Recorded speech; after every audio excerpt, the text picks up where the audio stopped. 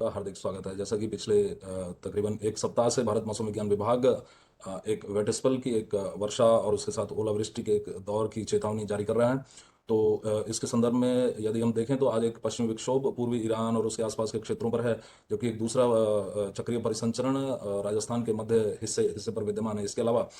उत्तरी आंतरिक तमिलनाडु से लेकर कोंकण पर एक दक्षिण उत्तर दिशा में निम्न क्षोभ मंडलीय एक अल्प दबाव की रेखा विस्तृत है, और इसके अलावा एक और अल्प दबाव की रेखा उत्तर पूर्व से दक्षिण पश्चिम दिशा में उप हिमालयी पश्चिम बंगाल से लेकर के उत्तरी उड़ीसा तक विस्तृत है। इसके बाद में एक और पश्चिमी मध्य और ऊपरी क्षोभमंडल में एक पश्चिमी हवाओं में एक अल्प दबाव की रेखा है, जो कि 82 डिग्री देशांतर के समानांतर अवस्थित है। और यदि हम सबसे पहले इस 82 डिग्री देशांतर के समानांतर अवस्थित पश्चिमी हवाओं में उपस्थित अल्प दबाव की रेखा के प्रभाव में होने वाले मौसम की बात करें तो आज अरुणाचल प्रदेश,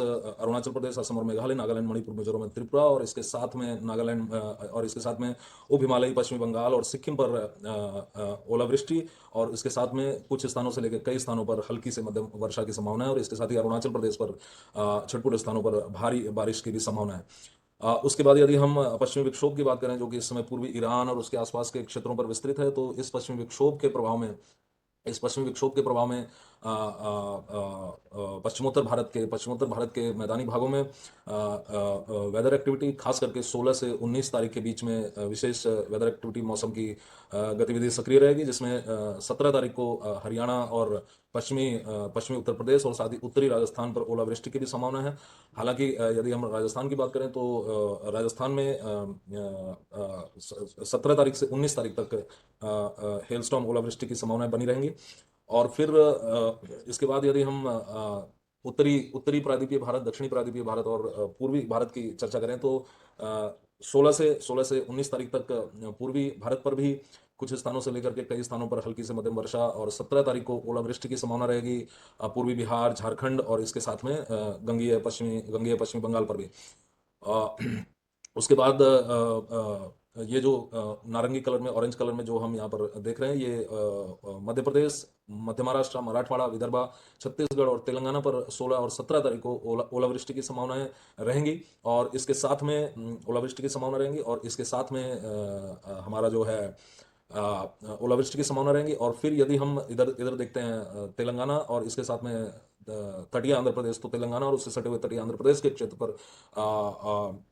भारी वर्षा की संभावना 18 मार्च को बनी रहेगी। और साथ ही उत्तरी आंतरिक कर्नाटक, रायलसीमा, तमिलनाडु, उत्तरी तमिलनाडु विशेष तौर पे और तेलंगाना और दक्षिणी तटीय आंध्र प्रदेश पर थंडरस्टॉर्म एक्टिविटी की संभावनाएं 16 तारीख से लेकर के और 18 तारीख तक बनी रहेंगी। तो इन सब मौसमी दशाओं के प्रभाव में भारत मौसम विज्ञान विभाग की जो मौसम विज्ञान प्रभाग है उसके द्वारा और उससे संबद्ध जो एग्रीमेट फील्ड यूनिट्स और साथ ही साथ डिस्ट्रिक्ट एग्रीमेट यूनिट्स हैं, उनके द्वारा विशेष तौर पे प्रत्येक राज्य के लिए अलग अलग एडवाइजरी जारी की गई हैं, और सभी किसानों से निवेदन है कि वो अपनी संबद्ध एडवाइजरी, खास करके डिस्ट्रिक्ट एग्रीमेट फील्ड यूनिट से के द्वारा जारी की गई एडवाइजरी का संज्ञान लें। अब यदि हम संक्षेप में बात करें तो पंजाब और हरियाणा के किसानों से ये आग्रह है कि वे अपनी सरसों की कटाई को जब तक ये रेनफॉल का स्पेल नहीं हो जाता तब तक उस कटाई को स्थगित रखें, और साथ ही साथ यदि कुछ किन्हीं फसलों की कटाई हो चुकी है तो उन फसलों का भंडारण जल्द से जल्द सुनिश्चित करें। और इसके बाद में राजस्थान और मध्य प्रदेश के किसानों से यह आग्रह है कि वे सरसों और साथ ही मटर और गेहूं की जो फसलें जो पक चुकी हैं उनकी यथाशीघ्र कटाई कटाई की प्रक्रिया प्रारंभ कर दें। और साथ ही महाराष्ट्र के किसानों से आग्रह है कि वे गेहूं, दाल और अंगूर की जो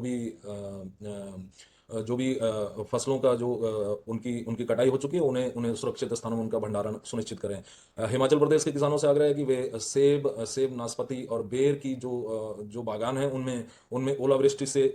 रक्षा के लिए उनमें नेट्स का प्रयोग सुनिश्चित करें। तो आज के लिए बस इतना ही। कल हम फिर मिलेंगे अगले 5 दिनों की मौसम पर चर्चा के साथ। तब तक के लिए धन्यवाद।